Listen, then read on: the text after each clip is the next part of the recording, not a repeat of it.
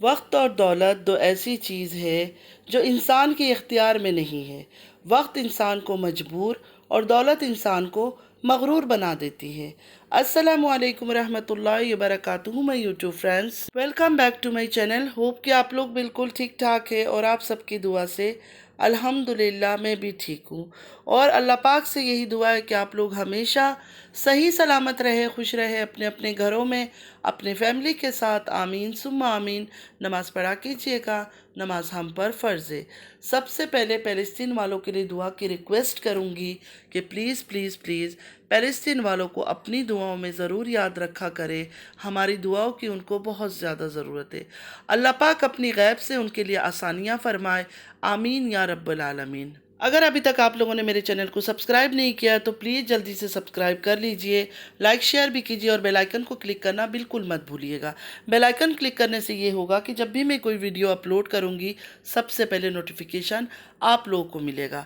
और सुनाइए, आप लोग की ईद की तैयारियाँ कैसे चल रही है? मेरी तो अभी तक कोई सिंगल तैयारियाँ भी नहीं हुई है। पता नहीं तैयारी होगी या नहीं होगी, अल्लाह आलम। खैर, अल्लाह पर तवक्कुल करके हम लोग अपनी ज़िंदगी जी रहे हैं। बाकी जिनके पास है वो तो ढेरों में इतनी अय्याशियों में उतरे हुए हैं कि उनको ये नहीं समझ आ रहा है कि हम पैसे खर्च करें तो कहाँ खर्च करें। अच्छा, आज मैं दो तीन बातें करने वाली हूँ अपने रिएक्शन में। आप लोग को पता है मैं बच्चों के ऊपर कभी भी गलत बात नहीं करती हूँ।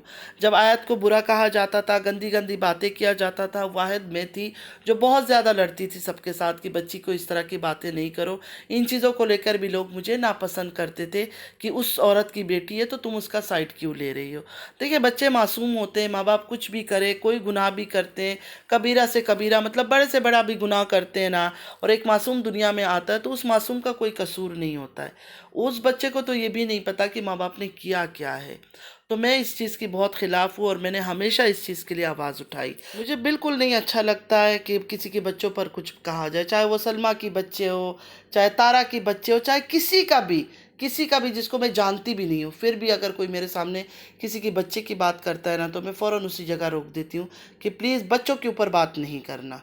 तो चलिए स्टार्ट करते हैं आज का रिएक्शन। आज के रिएक्शन में सबसे पहले मैं तारा से बात करूंगी।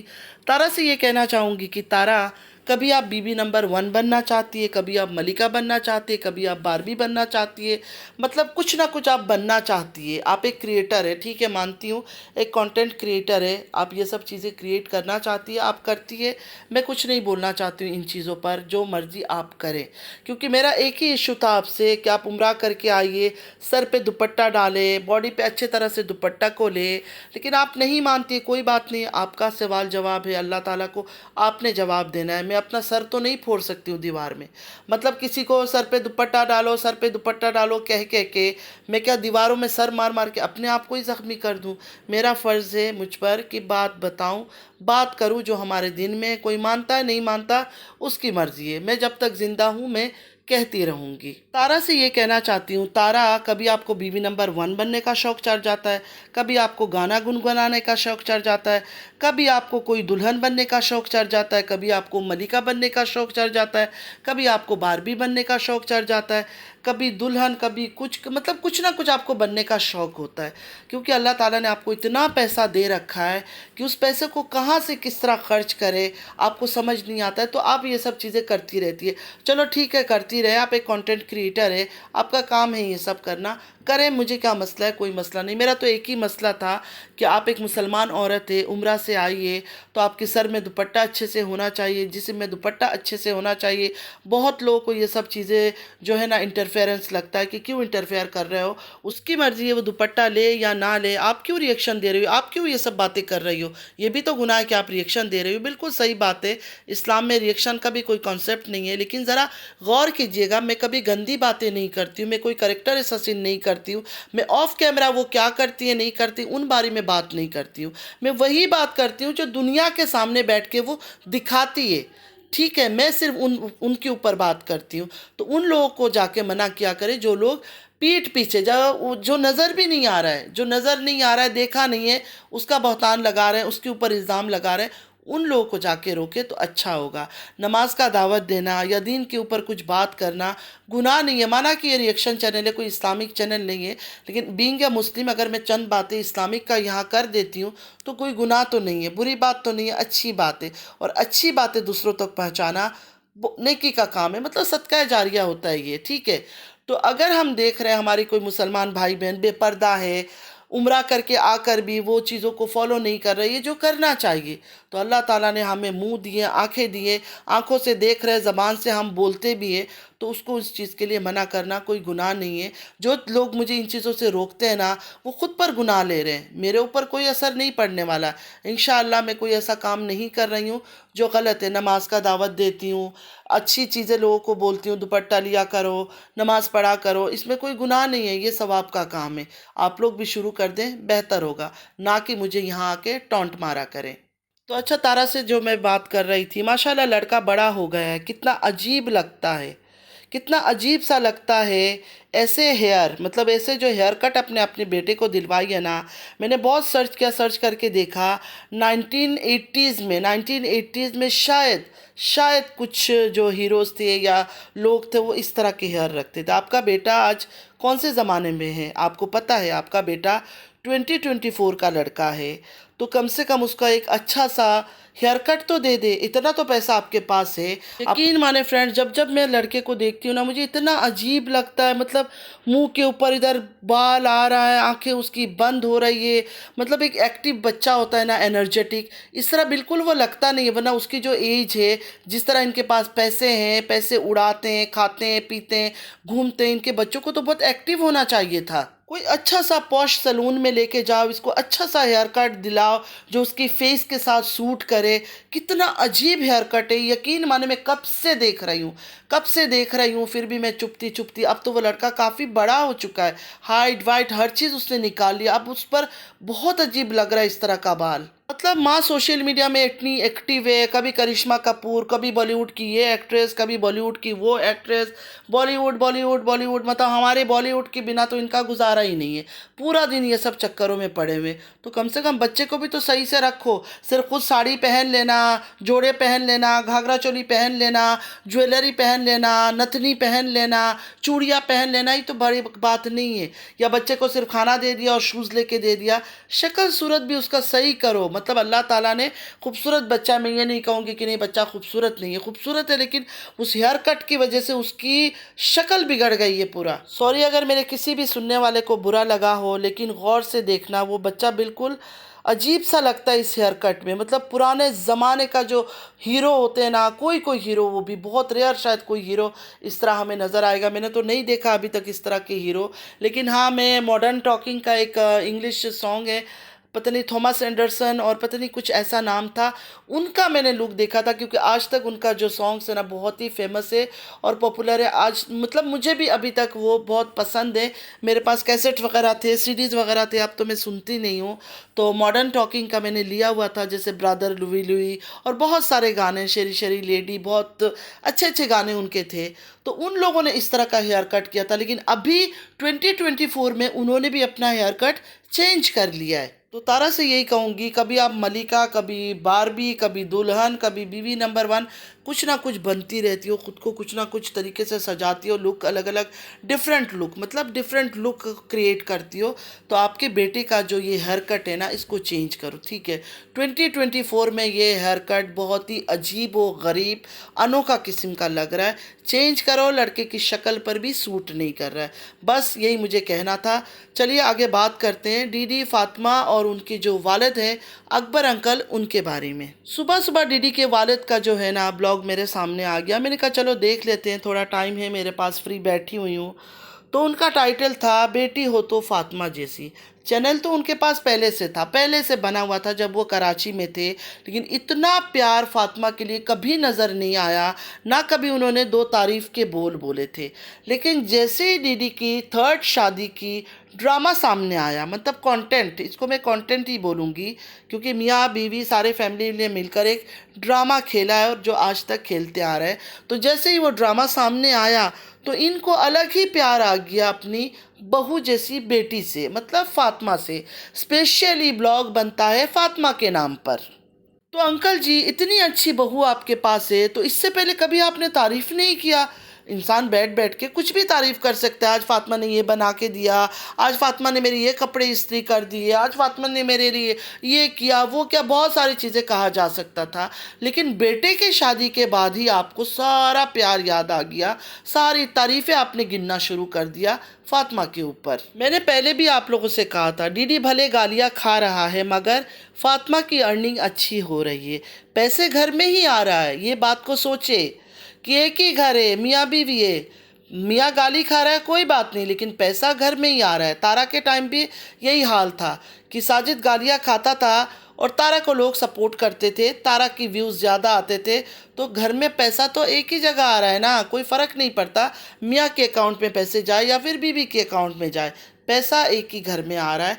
तो यहाँ भी यही सीन है कि डीडी ने खुद को बुरा दिखा दिया। देखो मैं तो अय्याश हूँ, मैंने शादी कर ली, थर्ड वाइफ को लेकर नाच रहा हूँ, गा रहा हूँ, हनीमून मना रहा हूँ, मैं बच्चों को छोड़ दिया, बच्चों को भूल गया, ये सब करके। और फातिमा बेचारी लाचार बेबस बनकर यहाँ आके लोगों के सामने ड्रामा कर रही थी, कभी आंसू बहा रही है, कभी कुछ कर रही है, कभी कुछ कर रही है, लेकिन पैसे तो देखिए एक ही घर में आ रहा था। बाप भी बेटे को बुरा दिखा रहा है कि बेटा कितना बुरा है, और बहू का साथ दे रहा है, क्योंकि डीडी को वाईटी में बहुत कम लोग पसंद करते हैं। डीडी के बारे में बहुत खबरें होती है रिएक्शन वालों के पास, तो डीडी का चैनल उस तरह बूस्ट कभी नहीं हो सकता था। इनको समझ आ गई थी, इनको सब समझ आ गई थी कि डीडी कुछ भी कर ले, कितना भी ड्रामा दिखा ले, कितना भी अदाकारियाँ करे, लेकिन डीडी का चैनल कभी भी ज़्यादा ग्रो नहीं हो सकता है। तो इस वजह से इन्होंने ये प्लान किया, और इसमें इसकी जो बीबी फातिमा है ना, ये 100% पूरा इसके साथ शरीक है। तो फातिमा को इसलिए मजलूम बना दिया गया कि फातिमा एक औरत है, मजलूम अबला नारी, दो बेटियों की माँ, फिर भी आदमी ने शादी कर लिया। सिंपैथी 99% फातिमा को ही मिलना था, और ये बात इनको पता है, क्योंकि ये सब चीज़ें यासीन ख़ानदान की दो बहनें जो चीज़ें कर चुकी हैं उनको भी फुल सपोर्ट मिला था, क्योंकि वो औरतें हैं। तो यहाँ भी फातिमा औरत है, तो फातिमा को पता था कि 99% मेरे तरफ लोग की हमदर्दी रहेगी। यासीन फैमिली की दोनों बहनों को ही ले ले, दोनों बहनों को ले ले। देखिए, बड़ी बहन ने सच बहतान लगाया, झूठ बहतान लगाया, वो तो एक अलग मैटर है, बिल्कुल एक अलग मैटर है, उस पर मैं कोई बात नहीं करना चाहती हूँ। बस इतना कहना चाह रही हूँ, इन बहनों को ही ले ले। अपने लाइफ पार्टनर्स को गंदा करके, गालियाँ खिलाकर आज इस मकाम तक पहुँचे हैं। इन लोगों ने यही टेक्निक के ज़रिए शर्म हाया छोड़कर, सिंपैथी कार्ड खेलकर लोगों से फ़ंड लिया, और आज एक बदनाम सक्सेसफुल लाइफ गुजार रहे हैं। बदनाम इसलिए कह रही हूँ कि आज भी उन दोनों बहनों को कोई अच्छा नहीं कहता है, दोनों को बराबर। अगर कोई तारा को अच्छा कह रहा है तो सलमा को कोई बुरा कहता है, कोई सलमा को अच्छा कह रहा है तो तारा को बुरा कहता है। तो मतलब इसलिए मैंने कहा कि बदनाम होकर भी मतलब पैसों में खेल रहे हैं ये लोग, और इतने बदनामी के बाद भी ये लोग खुश हैं, ये लोग खुश हैं, इन्हें कोई फ़र्क नहीं पड़ता, क्योंकि इनके लिए डॉलर ही सब कुछ है। हमारे लिए जो है ना, हमारी इज्जत सबसे बड़ी चीज़ है। भले एक वक्त खा ले, भले एक वक्त कपड़ा पहन ले, भले ईद की शॉपिंग नहीं कर पाए, कुछ भी नहीं कर पाए, लेकिन हमें हमारी इज्जत प्यारी है। लेकिन इसी जगह इन लोगों को सिर्फ पैसा पैसा पैसा से मतलब है। आप सबको पता ही है, सबसे पहले ये कहानी जो है ना, 13 साल की मोहब्बत की इस तरह का कंटेंट लेकर तारा आई थी यूट्यूब में, और तारा को सक्सेस मिल गया। उसके बाद सलमा आई अपने हस्बैंड पर एक बहतान लगाकर, बहन और हस्बैंड पर।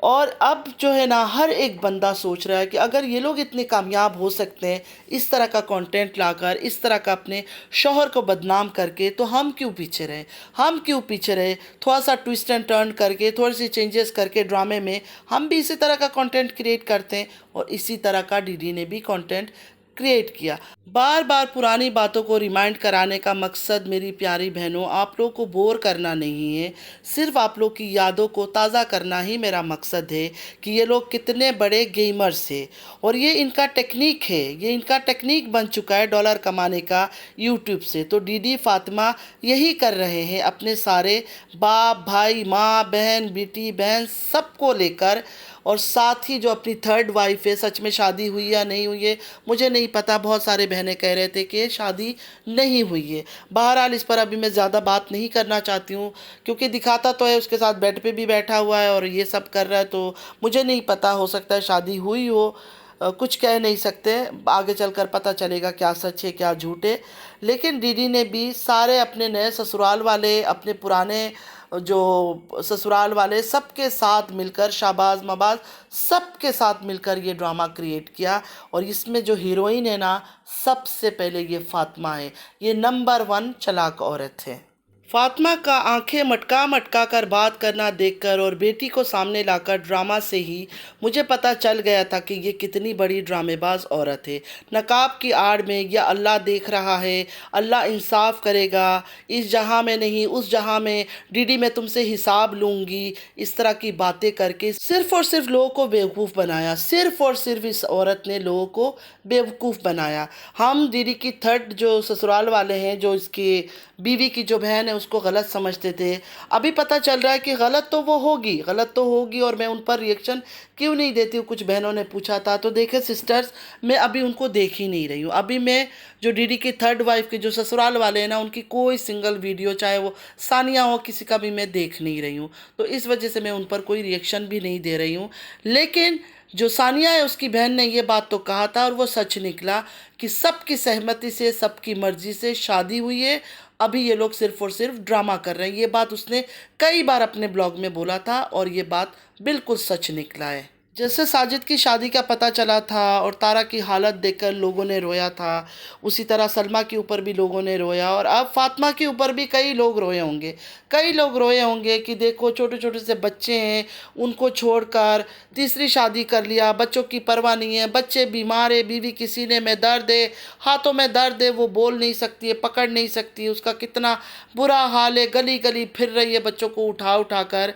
इस बात पर भी लोगों ने बहुत ज़हनी परेशानी ली होगी, कि हाय हाय किया होगा कि देखो कितनी तकलीफ़ में। लेकिन असल में तो कोई तकलीफ़ में नहीं थे, सब कुछ ठीक ठाक है। अब देखे गोल्ड ख़रीदने जा रही है, घूमने फिरने जा रही है, और क्या बोला इसने, मेरी सासू माँ ने जो चीज़ कह के गई थी, मैं उसी को फॉलो कर रही हूँ। रूबी जी, सब लोग कहते हैं रूबी जी ने जाके शादी करवाई थी, रूबी जी सामने खड़ी थी और शादी हुआ। तो फातिमा को रूबी जी से कोई चिढ़ नहीं है, कोई बुरा नहीं लगा कि नहीं रूबी जी ने शादी करवाई है। जाहिर है फातिमा ने भी हाँ किया था, फातिमा की भी सहमति थी, तब ये जाकर शादी हुआ है। और अब ये सिर्फ और सिर्फ ड्रामे कर रही थी। रूबी जी के बारे में कितना गंदा गंदा उस टाइम पर बोला जाता था, जब डीडी की तीसरी शादी की खबर लीक हुआ था। ये कहा जाता था कि बेटा अपना शादी करके हनीमून बना रहा है, और माँ अपने मियाँ के साथ, अपने डॉक्टर अमीन के साथ वो भी हनीमून मना रही है। उनको कोई परवाह नहीं है कि पोता पोतियों का ख़ास करके क्या हाल हो रहा है, नहीं हो रहा है। कोई मतलब बेटा ने कितना जुल्म कर लिया बेचारी औरत पर, मतलब फातिमा पर, और वो अपना हनीमून बना रही है रूबी जी। तो अब समझ आया कि रूबी जी ने क्यों नहीं परवाह किया, रूबी जी ने क्यों नहीं परवाह किया। एक वीडियो में भी उसने बात की थी, तो कहा था मियाँ बीवी का मामला है, वो लोग देख लेंगे। तो इसलिए उसने इतना ज़्यादा रिएक्ट नहीं किया, क्योंकि उसको पता था कि फातिमा की भी मर्जी शामिल थी। तो क्या ये एक्ट करती, वो क्या रिएक्ट करती कि बेटे ने क्यों तीसरी शादी कर ली। और शादियां इनमें आम है, इनके घरों में औरतें मर्द सब 3-3 4-4 शादियां करते, कोई बड़ी बात है ही नहीं। अच्छा, जो लोग डीडी को कहते थे कि सानिया को तलाक दे दो, मतलब गुनाह का मारे थे खुद। मतलब अगर उसने शादी किया है तो तलाक देने की कहाँ से बात आती है। और हमें कहाँ हक दिया अल्लाह ताला ने कि किसी की अगर किसी से शादी हो गई हो, हम उसको बोले कि पहली वाइफ के लिए उसको तलाक दे दो। और अब सब लोग क्या बोलेंगे। अभी जो इनकी जो प्यारी चहीती मासूम बेचारी बेबस सीने में दर्द वाली, कभी गोल्ड खरीद रही है, कभी घूमने जा रही है, कभी चहक रही है, कभी बहक रही है, अब क्या जवाब देंगे वो लोग। अब तो नज़र आ गया कि दोनों बीवियाँ साथ साथ बैठती है, हंसती है, बोलती है, खाती है, पीती है, प्यार मोहब्बत से रह रही है। अच्छा, ये औरत कितना झूठ बोलती है, कितना ज़्यादा झूठ बोलती है। जो ये फादिया की माँ है, फादिया को किस रास्ते पे लेके जा रही है, कभी आप लोगों ने गौर किया है। पहले तो इनके घर की जो बच्चियाँ हैं, बच्चे हैं, वक्त से पहले मैच्योर हो जाते हैं घर के हालात की वजह से, माँ बाप की हरकतें, घर की गंदगी, ये सब देख कर। और ये किस तरह की उसको परवरिश दे रही है। कभी रील्स बना के उसको अदाकारियाँ करवाती है, कभी उसको मेकअप करवाती है। पूरा दिन वो बच्ची का ऐसा लगता है, और कहीं ध्यान ही नहीं है, पढ़ाई लिखाई किसी चीज़ पर ध्यान नहीं है। मेकअप करना, ऐसे ऐसे आंखें मटकाना, अदाकारियाँ करना। मासूम बच्ची है, उसका तो कोई कसूर ही नहीं है। जो चीज़ें वो देख रही है, जो चीज़ें उसको सिखाया जा रहा है, वो उसी चीज़ पे अमल कर रही है। इतनी सी छोटी सी बच्ची है, क्या उसकी ये एज थी कि उसकी हेयर को कलर किया जाए, उसकी कलर रेड किया जाए या मैरून किया जाए या कोई भी कलर किया जाए, क्या उसकी उम्र थी। लेकिन तीनों ने तीन अलग अलग स्टेटमेंट दिया है। पहले नैनू ने बोला कि मैं तो लेकर नहीं जा रही थी, ज़बरदस्ती मेरे साथ आ गई है। फातिमा ने बोला मैं तो भेजना ही नहीं चाहती थी, नैनू लेकर चली गई है। डीडी ने क्या बोला कि 16,000 लगा है इसके हेयर कलर में। मतलब तीनों ने अलग अलग स्टेटमेंट दिया है। तो कौन सच्चा है कौन झूठा है, आप लोग ही देखें इसमें। अच्छा, ये औरत दुआ का रील्स इतना नहीं बनाती क्योंकि दुआ छोटी है ना, अब फादिया थोड़ी बड़ी है, देखने में अच्छी लगती है, प्यारी लगती है। तो उसका रील्स बनाते हुए फ़िल्टर्स चेंज कर करके उसके मुंह के अंदर बच्ची से एक्टिंग करवाना, ऐसे देखो, आंखों को ऐसे मटकाओ, हाथ को ऐसे करो, डांस करो। ऑलरेडी फिर मैं दोबारा बोल रही हूँ, इनके घर की बच्चियाँ बच्चे वक्त से पहले मैच्योर हो जाते हैं, सब कुछ उनको समझ आ जाता है, पक जाते हैं वक्त से पहले घर वालों की बेगैरती देख देख कर। ये बात सिर्फ अकबर ख़ानदान के ऊपर नहीं, यासीन ख़ानदान के बच्चे जो कंट्री में है, जो कंट्री से बाहर है, सबके लिए हैं। वक्त से पहले उनके मासूम दिमाग को ये लोग इतना करप्ट कर देते हैं कि बच्चे बहुत समझदार हो जाते हैं, पक जाते हैं। और ये बच्चों के लिए बिल्कुल सही चीज़ नहीं है। बच्चों को बच्चे की तरह ही पालना चाहिए, वक्त से पहले उनको इतना मैच्योर नहीं कर देना चाहिए कि हर चीज़ उनको समझ आ जाए। और आप व्यूवर्स लोग ऐसे लोगों को सोच कर समझ कर सपोर्ट करते हैं, इनको सपोर्ट करना बंद कर दें, इनको सर पे चढ़ाना बंद कर दें। ये सही लोग नहीं है, कोई फ़ायदा नहीं है। सिर्फ जो मुआशरे में, सोसाइटी में ये लोग गंदगी ही फैलाएंगे, आज हो कल हो आने वाले पल में हो, ये सिर्फ और सिर्फ गंदगी ही फैला सकते हैं और कुछ नहीं। मुंह में इतना कुछ मेरा आ रहा है, लेकिन यकीन माने मैं अपने आप को कंट्रोल कर रही हूँ क्योंकि ये सब चीज़ें कल को मेरे फैमिली में से कोई सुने ना, कल को मेरे जाने के बाद कल को मेरे बच्चे ये सब चीज़ें देखें नहीं कि मेरी माँ इस तरह की बात करती थी सोशल मीडिया में बैठ के। इसलिए मैं ख़ुद को बहुत कंट्रोल कर करके बोल रही हूँ। लेकिन ये लोग बहुत ज़्यादा बेगैरत और बेशरम लोग हैं। मुझे यकीन है कि कुछ बहनों को मेरी बातें अच्छी लगी होगी, कुछ बहनों को बिल्कुल अच्छी नहीं लगी होगी, लेकिन जो बातें भी मैंने किया है सोच समझ कर देखिएगा, बिल्कुल सही बात किया है। तो आज के लिए इतना ही। आई होप कि आज का वीडियो आप लोग को अच्छा लगा होगा। अगर अच्छा लगा है तो लाइक सब्सक्राइब शेयर ज़रूर कीजिएगा, नमाज़ पढ़ा कीजिएगा। नमाज हम पर फ़र्ज है, चलती हूँ दुआ में याद रखिएगा। ज़िंदगी रही फिर मुलाकात होगी। अल्लाह हाफिज़।